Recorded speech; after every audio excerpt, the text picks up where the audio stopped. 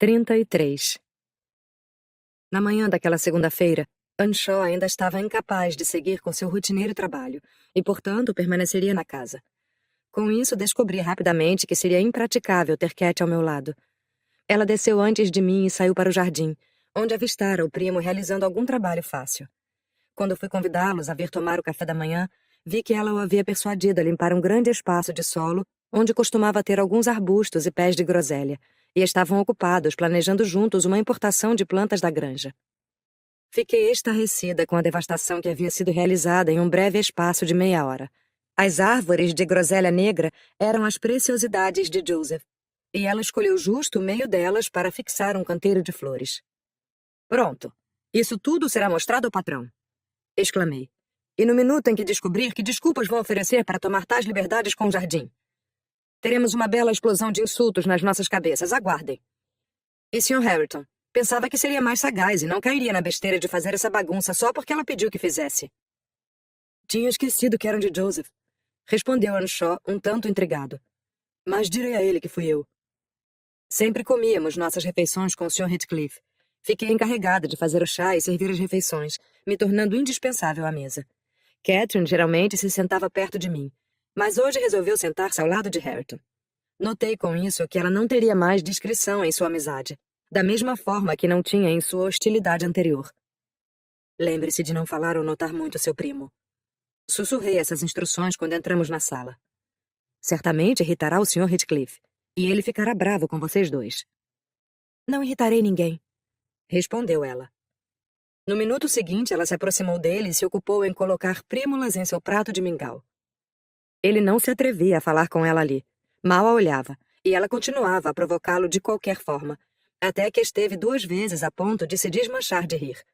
Fiz uma careta e então ela olhou para o patrão, cuja mente estava bem distante dali, ocupada em outros assuntos além de nossa companhia, como seu semblante evidenciava. Ela ficou séria por um instante, examinando-o com muita seriedade. Depois se virou e recomeçou suas travessuras. Hareton não conseguiu se segurar e soltou uma risada abafada, o que fez com que o Sr. Heathcliff despertasse de seu transe e nos examinasse rapidamente com um olhar.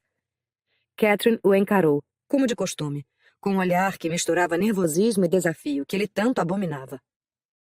"É bom que esteja fora do meu alcance", exclamou ele. "Está possuída por quantos demônios para me fitar com esses olhos infernais? Afaste esse olhar de mim.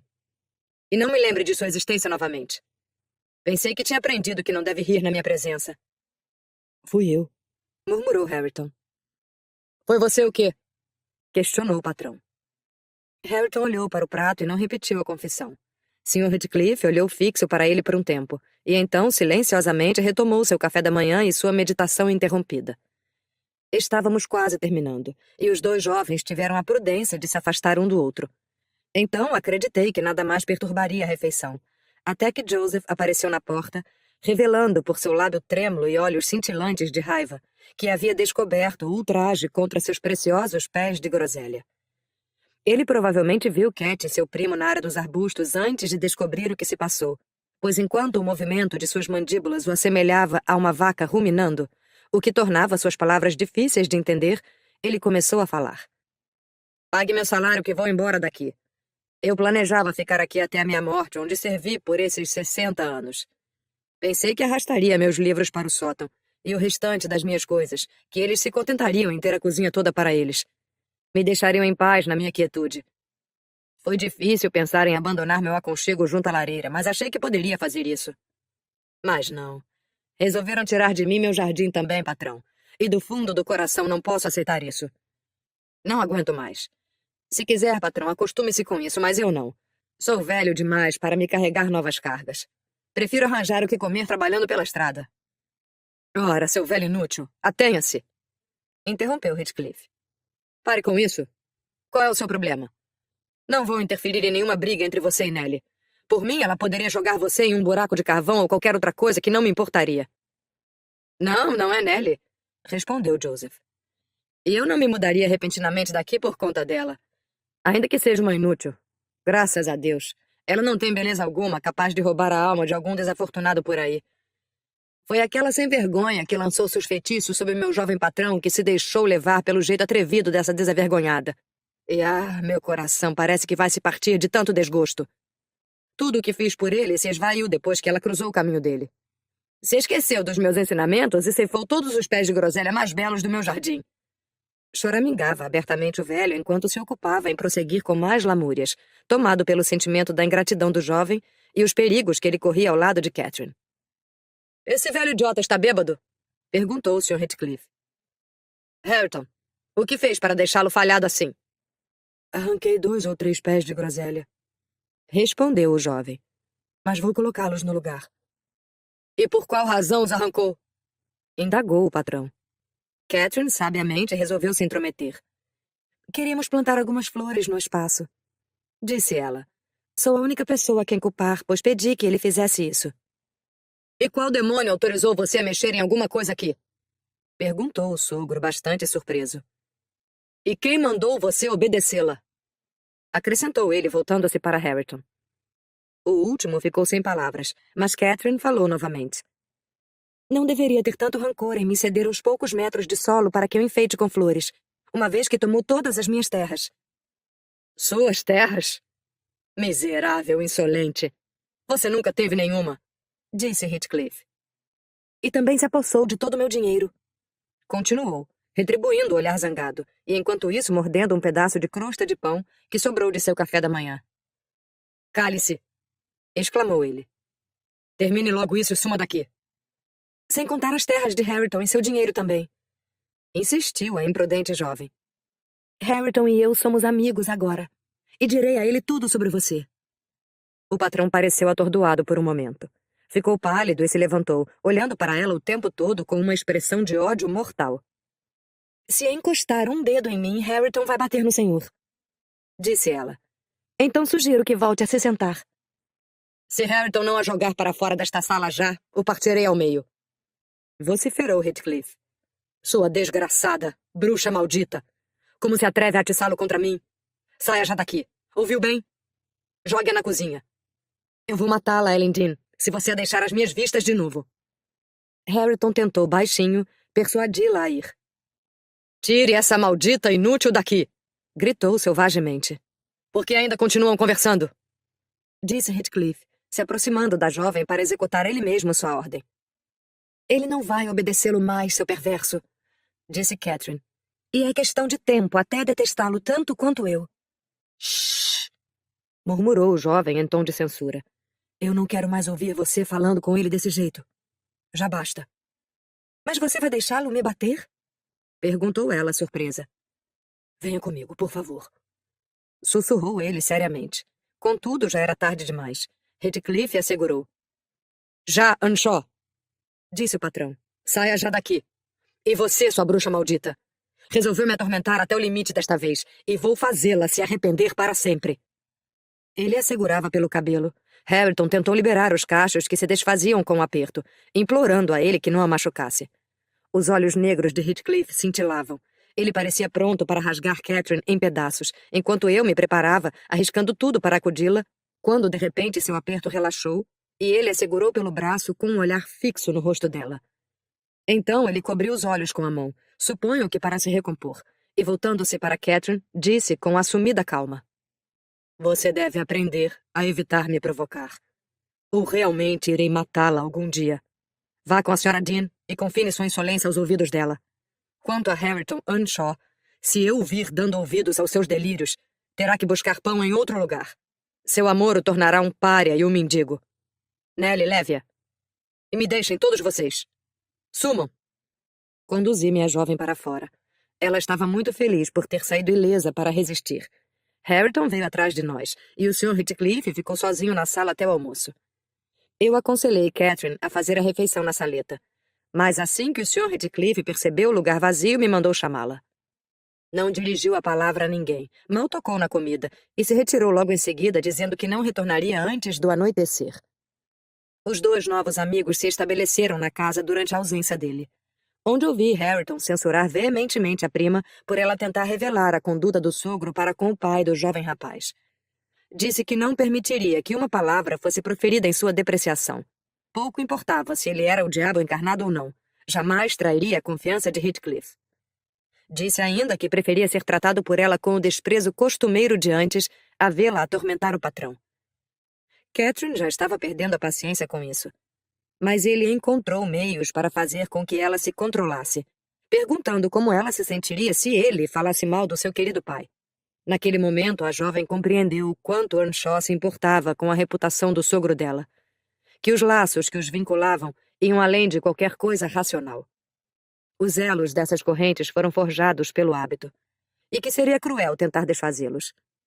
Ela mostrou um bom coração daí em diante, evitando reclamações e expressões de antipatia em relação a Heathcliff. Me confessou o quanto ficou entristecida por ter se esforçado para colocar Hareton contra ele. Creio que ela não proferiu uma palavra desabonadora contra seu opressor para o primo desde então. Quando essa ligeira divergência acabou, retomaram a amizade e suas muitas tarefas como aluno e professora. Sentei-me com eles depois de terminar meus afazeres. Me senti tão calma e em paz ao observá-los que não percebi o tempo passar. O senhor sabe, os dois pareciam em certa medida meus filhos. Sempre me orgulhei de Catherine, e estava certa de que Hareton me deixaria igualmente satisfeita. A natureza honesta, calorosa e inteligente dele sacudiu rapidamente as nuvens de ignorância e degradação em que Heathcliff o jogou para que crescesse. Os sinceros elogios de Catherine agiram como um estímulo para sua empreitada. Sua mente, que se iluminava cada vez mais, reluzia suas feições e acrescentou espírito e nobreza em seu aspecto. Dificilmente poderia imaginar o mesmo indivíduo que eu vira no dia em que fui buscar minha pequena Cat no Morro dos Ventos Uivantes após sua expedição aos penhascos de Penistone. Enquanto eu os contemplava e eles trabalhavam, anoiteceu, e com isso o patrão retornou. Ele veio até nós de forma inesperada, entrando pela porta da frente, e teve uma visão completa de todos os três, antes que pudéssemos levantar nossas cabeças para percebê-lo. Bem, pensei que não havia nada além de um momento de descontração agradável na visão que ele teve de nós. Os dois estavam tão focados e inofensivos que seria uma grande vergonha censurá-los. O reflexo escarlate das chamas brilhava em suas cabeças bonitas e revelava os rostos animados com o grande entusiasmo de duas crianças. Pois embora ele tivesse 23 anos e ela 18, havia tantas coisas que ainda não tinham aprendido ou vivenciado que certamente mostrar maturidade era o que menos preocupava aqueles dois. Eles levantaram os olhos juntos para encontrar os do Sr. Heathcliff. Talvez o senhor nunca tenha percebido, mas os olhos dos dois jovens são precisamente semelhantes e idênticos aos de Catherine Earnshaw. A Catherine de hoje não guarda semelhança quase alguma com a mãe, exceto a largura da testa e um certo arco no nariz, que a faz parecer um tanto arrogante, quer ela queira ou não. Hareton se assemelha à tia em geral, mas naquele momento, essa semelhança estava muito evidente e era peculiarmente impressionante, porque seus sentidos estavam em alta, e suas faculdades mentais despertadas para atividades não habituais. Suponho que esta semelhança desarmou o Sr. Heathcliff. Ele caminhou até a lareira nitidamente agitado, mas logo pareceu se acalmar ao olhar para o jovem rapaz, ou, devo dizer, alterou seu temperamento, pois ainda estava desconcertado. Ele pegou o livro da mão do menino e olhou para a página aberta, então devolveu sem qualquer observação. Meramente assinou para que Catherine saísse. Seu companheiro deixou o cômodo pouco depois, e eu também estava me preparando para sair, mas ele pediu que não fosse. É um triste epílogo este, não acha? Observou ele, tendo pensado por algum tempo na cena que acabara de testemunhar. Um desfecho absurdo para os meus esforços violentos. Esforcei-me tanto para pôr abaixo as duas casas como se tivesse demolido cada tijolo com picaretas, e me treinei para ser capaz de realizar trabalhos como Hércules. E quando tudo está pronto e em meu poder, vejo que o desejo de levantar a ardósia de qualquer um dos telhados desapareceu. Meus velhos inimigos não me venceram. Nesse instante seria o momento preciso para me vingar deles, usando seus descendentes. Poderia fazer isso e não teria ninguém para me impedir. Mas qual a razão disso? Qual a utilidade? De que me adianta? Perdi qualquer vontade de atacar. Não quero me dar o trabalho de nem sequer levantar a mão para golpeá-los. Isso soa como se eu tivesse trabalhado o tempo todo apenas para exibir um fino traço de magnanimidade. Está longe de ser este o caso. Hoje me sinto incapaz de me deleitar com a destruição dos dois. E muito preguiçoso para destruir por nada. Nelly, uma mudança estranha se aproxima. Estou em sua sombra neste instante. Interesso-me tão pouco pela minha vida diária que dificilmente lembro de me alimentar. Aqueles dois que saíram da sala são os únicos objetos que retêm uma aparência material distinta para mim. E essa aparência me causa dor, chegando à agonia. Não vou falar sobre ela. E nem sequer desejo pensar nela, e sinceramente gostaria que fosse invisível. Sua presença apenas evoca em mim sensações capazes de me enlouquecer. Já ele me atinge de forma diferente. E ainda se eu pudesse fazer isso sem parecer insano, eu nunca mais o veria de novo. Você talvez pense que estou inclinado a me tornar um louco, acrescentou ele, fazendo um esforço para sorrir. Se eu tentar descrever as milhares de associações e ideias que ele desperta ou personifica. Mas você não vai fofocar aos quatro ventos sobre isso. E minha mente está sempre tão isolada que finalmente é tentador compartilhar o que se passa nela com alguém. 5 minutos atrás, Harrington parecia uma personificação da minha juventude, não um ser humano. As sensações que tive ao vê-lo foram tão diversas que dificilmente consigo abordá-las racionalmente. Em primeiro lugar, sua semelhança surpreendente com Catherine me fez associá-lo a ela de uma forma terrível. Isso, no entanto, que você pode supor ser a força mais potente a aprisionar minha imaginação, é, na realidade, a menor. Diga-me o que para mim não está ligado a ela. O que nesta terra não me recorda de Catherine?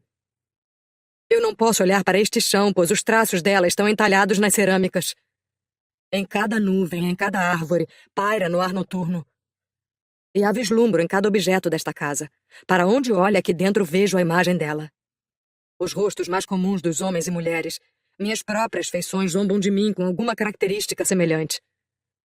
O mundo inteiro é uma coleção terrível de memorandos de que ela um dia existiu. E eu a perdi. Bem, encarar o semblante de Harrington há pouco foi como ver o espectro do meu amor imortal. De meus esforços selvagens para manter meus direitos, do quanto me degradei no caminho, do orgulho, da minha felicidade e da minha angústia.